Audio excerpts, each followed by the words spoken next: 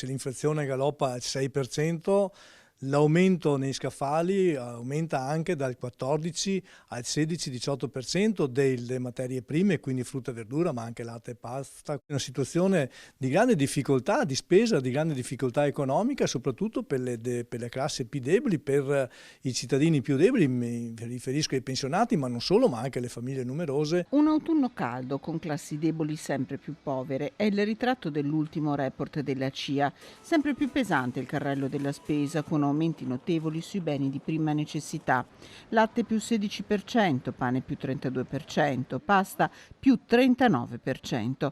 Tanti potrebbero essere costretti a scegliere tra il cibo e il pagamento delle bollette, ad esempio. Oltre a questo metto anche l'altro elemento importante per quanto riguarda sempre i nostri pensionati, ma anche le categorie più deboli, che è la sanità. Perché l'altro aspetto negativo oggi nel Veneto, ma non solo nel Veneto, l'abbiamo visto anche a livello nazionale, è anche la sanità, e quindi le difficoltà che oggi hanno le nostre aziende, che hanno oggi i nostri consumatori, che hanno oggi le categorie più deboli, vuol dire anche sì alimentarsi, ma anche curarsi. Aumenti, spiega la CIA, di cui agli agricoltori non resta nulla. Fatto 100 il valore finale, dal 14 al 18% va agli agricoltori, quindi una situazione di difficoltà, ma soprattutto se poi mettiamo in campo anche l'altro aspetto, che è l'aumento dei prezzi per le produzioni, l'aumento del gasolio, l'aumento dei concimi, l'aumento proprio per produrre materie prime.